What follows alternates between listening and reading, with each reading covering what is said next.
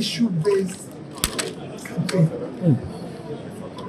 We must, for the sake of this country, ensure that our conduct reflects the office we're seeking, our behaviors, that we do the right things and campaign on issues that Nigerians are going through today. Did you see what I wrote about those who died in Osun State? When I read my tweets, I said, let us not forget those who died in ensuring that the election in Osun was achieved the way it was said. That we should visit them, we should condole their families, and we should remain prayerful and conduct ourselves in a way that in our democracy, nobody needs to die. It shouldn't be. It is painful. And I wish it never happened again. Well, because I want to change the process, I have to go through it. So I have to do it. We're seeking an office where we should be exemplary. You can't answer exceptions without being in the state. So that process that will make you to answer excellency should be excellent. And the only way to do it is to conduct yourself properly. Rev Fr Atta Barkindo, Executive Director of the Kukah Center, Head of Secretariat, National Peace Committee, joins us live for this discussion. Good to have you. Good evening. Thank you for joining us. Thank you so much for having me. Right.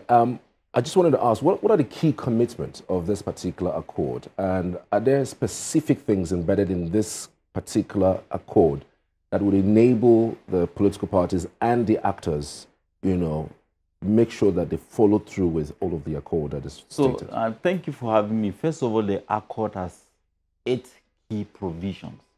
And each of these provisions are linked to provisions of the Constitution and the Electoral Act and other external laws that help us to gather elections.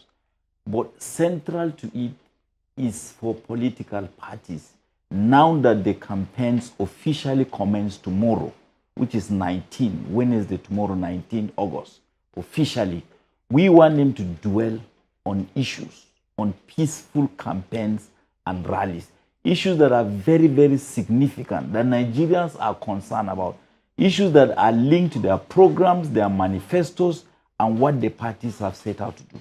We don't want personal attacks. We don't want personal insults. We don't want fake news about candidates and parties. We really want to shift the attention of Nigerians from that so that they can actually concentrate on issues that border on the progress of this nation. And that's what exactly we are committing them to. So issues of peace, issues of disinformation, issues of violence, issues of intimidation, issues of inclusion. These are issues that matter. Some you have to reject them, others you have to promote them. And that's what the accord is centrally about. What about the accountability process? I mean, we've seen this peace accord signed before the elections and just before the elections happen and before the campaign starts. And we've seen political parties and even actors flout these rules. And there seem to be no consequences in the past. Are there things embedded in this accord that would hold them responsible if they go against the accord? Absolutely. And we should take it much more broader and at the national level. The culture of impunity in Nigeria and lack of accountability, not just with the accord, with the entire judicial process, is really a national issue in this country. Ours is a moral contribution. So we are handling it in 2-3 ways. Number one, the Peace Committee provides moral guide, moral compass. But we have the INEC chairman, the Independent National Electoral Commission, the chairman, and then the police IG. They sign as witnesses. So they are empowered by law to enforce this accord because they are our partners. And number two, we have what we call the Election Security Information Hub. So our duty from now until the election is to monitor the conduct of political parties and candidates as to whether they comply with this or not, through their speeches, through their articles, through their news interviews, and recall their attention to the provisions of this accord. But also the data and the evidence we gather in the area of violations, we hand them over to the police and to INEC, who are constituted by law. And to be honest with you, During the off-cycle elections, we have seen even where political parties demand for the evidence from this accord when they are engaging judicial process. So it has really been very helpful. And for us, we want to enthrone a culture of accountability, but beyond that, a culture of civility and decency in political engagement. That's what we really want to do. Right, there are concerns. I mean, we've seen these elections characterized by misinformation, disinformation, violence, hate speech. We've seen that happen even in the off-cycle elections. One would wonder, are there things proposed in that particular accord that would help to contain the escalation of these issues? Absolutely. One of the things proposed is that each of the accord is linked to a particular provision of the Constitution and the Electoral Act, including fines or jail terms that will be applied if people violate. And INEC is aware, the police is aware. So our job, as I said, is simply to encourage the political parties to know.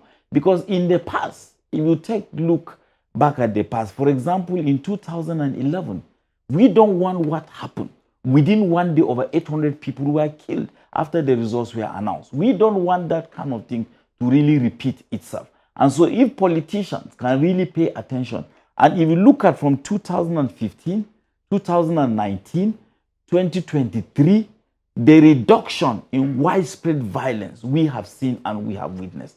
And I think partly because of the deployment of that moral guide that the peace committee members, continue to provide. It's going to be a long journey for Nigeria, but we are not going to step back just because there are bits and pieces of violations. Therefore, we do nothing. We will have hope. We will keep encouraging politicians to change their conduct, to change their attitude, but ultimately to change the culture of public debate, discourse, and political engagement, to be guided by civility and decency in the way they do things. And for us, this is what we hope to achieve. Rev Fr Atta Barkindo, many thanks. We'd really appreciate you for coming in, giving us a broader introspection into this particular accord. We also hope that the accord, you guys who are in the committee, would hold these politicians accountable, take them to the police, as you used to have said, in case they are found wanting in some of these accords. Absolutely. They are aware. We engage them. We did what we call socialization of the accord. Right. So we sat with the politicians, the political parties, went through all the clauses of that party, but ultimately, and the final signing will be in January, 2 or 3 days to the elections, to commit them to accepting the outcome of the vote. So absolutely, we hope and see so that Nigeria can move forward. Rev Fr Atta, thank you very much. Truly appreciate it. Thank you for having me.